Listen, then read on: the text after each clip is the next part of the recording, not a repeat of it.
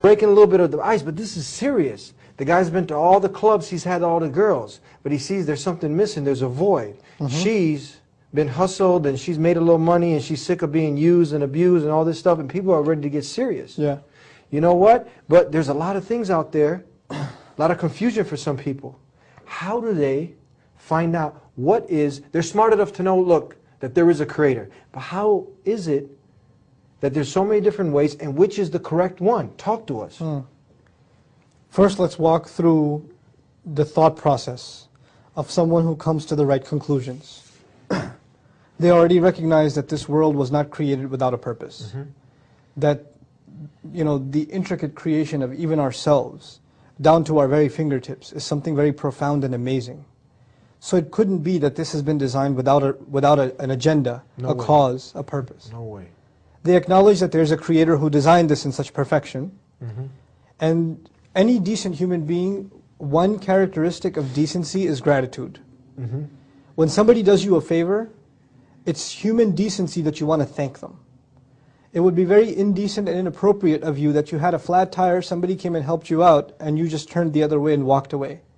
Or drove off. That's just rude. It's not appropriate. It's not common decency. Not at all. And human beings have a sense of common decency across religions and culture. Absolutely, yeah. So when you realize there's a creator, you realize that he's created you in such a powerful way, and he's given you abilities that he hasn't given other creatures. Yeah. And he's given you, all of these faculties, not just your physical faculties, which are amazing enough. Like none of us paid for our eyes, and none of us, bought our hands anywhere. They were just given to us. And there are so many others that don't have these things. So one acknowledges, first of all, that these things were given to him or her without them having to pay for them. And then on top of that, their sustenance, water, the air they breathe, the family they enjoy, the house, whatever they may have, is just, they've been poured upon from every direction with all sorts of favors, none of which they had to pay for. It was just kind of handed down to them. So the very least decent person, well, in some way in their mind, they want to be grateful. So even you'll find the people that aren't very religious, if they win the championship, they'll say, I thank God. Yeah. Right? There's some sense of decency, right? But in addition, there's also a sense of appreciation. In addition to praise, or rather gratitude, there's praise and appreciation. Meaning he didn't just help us, he helped us in such a profound way. And his creation and his creative power is so incredible. Just the vastness of this universe, if you ever ponder over that. Just look at the sky one day and just look at its flawless end to end. That in itself would make you in awe of the creative power of this one creator. We're not even going to name him yet. We acknowledge then that this creator who made me, who has a purpose, well, who is the best person, or the best individual, or entity rather, that can tell me my purpose? Think about this. If I made this cup, well, I made it for a purpose. The manufacturer of something manufactures something for a reason. You make a car so it drives. You build a house to live in, right? So when human beings construct something, design something, then there's a purpose in mind for which they're designed. So when you acknowledge there's a creator and he created me, and he created me quite well, with this profound intellect that he gave me and all these faculties and abilities, then what purpose do I have? Where am I going to find my purpose? Well, you go back to the manufacturer. You go back to the creator to find your purpose. You can't figure it out yourself. You have to ask him, because he's the one who designed you. So you acknowledge that you are actually, this Lord that's over you, the one who's been providing for you and sustaining you and taking care of you, just like he's the Lord of everyone else, he's the only one that can dictate your purpose. But you also come to another really powerful conclusion, that up until now in your life, maybe you're 25 years old. For 25 years in your life, you didn't live up to your purpose because you didn't even know what it was, right?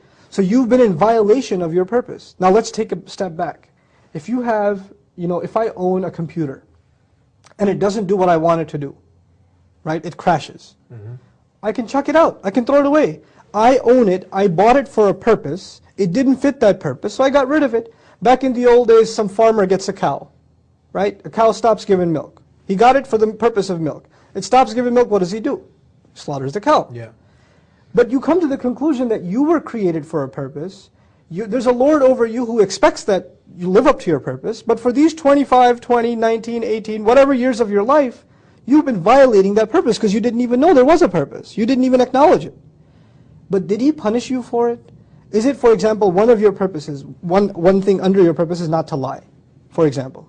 Every time you lied, was there lightning that struck from the sky and cut your tongue off? Or every time you stole, did your hand just fall off? Or every time you engaged in something evil, something wrong, did you experience the punishment right away? No, He let you go. He let it slide. He keeps letting it slide. And human beings aren't like that. When we expect something from someone, like an employee, right? If I hired you to be my accountant and I expect you to show up at 9 o'clock and you don't show up for 4 weeks, and then you show up at the 5th week it's 3 p.m. and say, where's my paycheck? Then you've already been fired, right? So you acknowledge you've been in violation, and this Lord of yours is far more merciful than anyone else you've ever experienced. His mercy is unimaginable. His mercy is unimaginable. But then you also realize, as unimaginable as His mercy is, if I've come to this conclusion that I don't know my purpose, or I haven't sought out my purpose, and I've been getting away with it all this time, is it okay if I should just forget about this purpose and continue to not think about this anymore and move on? Or if I've come this far in my thought, then I should realize that He knows that I've come to this conclusion. He knows that I realized I should be looking for my purpose. So if I stop my search here and say, I'm thinking too deep, better go back to the life of partying, then there will be consequences. I will have to pay for everything that I did. So once you reach this thought process up to here, now what's the next step? You turn to this Creator, this mysterious Creator that you don't yet know, and you declare one thing to Him. I acknowledge that You're my Creator. I acknowledge that I'm supposed to be in service to You. Whatever I do in this life is supposed to live up to Your purpose that You set for me, but I cannot fulfill that purpose on my own because I don't know where to start. You need guidance. I don't have anything. So even if I want to serve You, how am I going to do so unless You help me? Unless You help me. So far you're with me in the thought process. Gotcha. First there was appreciation. Then there was His amazing mercy that He let you slide so far. Then there was the idea that there's going to be consequence, so you better get your act together. Then there's the idea that you ask Him, I'm going to worship You, I want to turn to You, I want to give myself up to You, but I need Your help. We need direction. We need direction. So now when you ask Him for direction, you ask Him for guidance. You ask Him for the way, the clear, straight way to live your life. But you also come to another conclusion. If in fact He is as merciful, if in fact this is the truth, then you can't be the only one. This must have happened before you. There must have been people before that asked for this guidance, sincerely. And there must be people before that were given this guidance, right? So you ask Him, instead of being left out on your own, you ask Him to show you a path that other people have already walked. People have already got, and that He favored upon, right? And then there must be other people who asked for that path. Now listen to this carefully. They asked for that path. They got the path. It's like me asking you for directions. You gave me directions, but I didn't follow those directions, right? I didn't follow those directions. That's such a person who asks for the favor, gets the favor, and then disregards the favor, is someone who the Creator must be very angry with. There's a person who didn't even get the favor. But there's a person who got the favor and then disregarded it. Saw the truth and then put it aside. This person is worthy of the Lord's wrath. And then finally there's a person who asked for the favor, got that favor, received that favor, but then mixed his own thoughts and desires into that favor. God gave him guidance, He gave him the truth, He gave him clarity, but he didn't like everything that he heard. So he put something of his own in there and became lost. Now this thought process that I've explained to you, actually, the reason I went in this route is because this is the thought process of the Qur'an, the first surah. The first surah of the Qur'an is actually the thought process of someone seeking the truth. We say, Alhamdulillahi Rabbil Alameen, the first thing. Praise and gratitude belong to Allah, the Lord of all the peoples of the worlds. All the worlds, okay? So we talked about praise and gratitude. Then we say, Ar-Rahman Ar-Rahim, the unimaginably, exceedingly merciful, constantly merciful. So this was the mercy part. But then we say, Maliki Yawmiddin, the master of the day of judgment. There's going to be consequence if I try to take advantage of His mercy. Then we talked about you reaching the conclusion you want to worship Him. Iyaka na'budu, we worship only You. But we can't worship Him ourselves, we need help. So Iyaka nasta'inu, we seek Your help. We seek your help. What help specifically do we seek? Guide us. So what's the next ayah? Ihdina as-sirata al-mustaqim. Guide us to and along the straight path.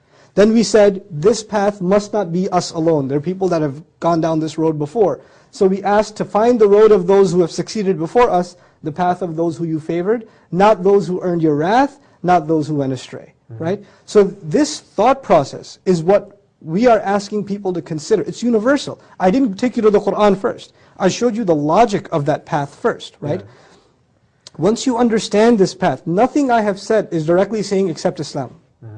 All we're saying is be sincere to the Creator, be grateful to Him, accept Him as your Lord, ask Him to show you the path sincerely, and ask Him to show you those who walked down this path before and succeeded, and keep you away from those who walked down this path but then got lost, then went astray, or earned God's wrath, earned Allah's wrath, right? Now for people who are seeking this truth, what is the measuring stick? The first measure is your own conscience. That's the first measure. The second measure is, if in fact it is from God, then it has to meet one primary standard. And that primary standard is, there can be no one between me and the worship of that one true God. Nobody in the middle. Nobody in the middle. There can be those who show me that path. But I'm not going to worship these people that are showing me the path. I'm only going to take their teachings to get to the path, because they may be the ones Allah favored. Just like I asked to show me some role models, some guides. Yeah. So these are people that are role models, not ones to be worshipped, but rather to be looked at as role models, as guides. So this sincere attitude, this measuring stick, with this standard, when you try to seek a path, and you try to filter out, what is it that's out there? What are the things that people are calling towards? And you find, and then in that quest, when we ask you humbly to consider, just sincerely look at Islam, sincerely look at the Quran, what is it asking you to do? What is it asking you for? What is it demanding from people? You will find it's essentially saying one thing. We created you for a purpose, right? And Allah says, وَمَا خَلَقْتُ الْجِنَّ وَالْإِنسِ إِلَّا لِيَعْبُدُونَ. We didn't create jinn or human beings except that they should worship me. What's the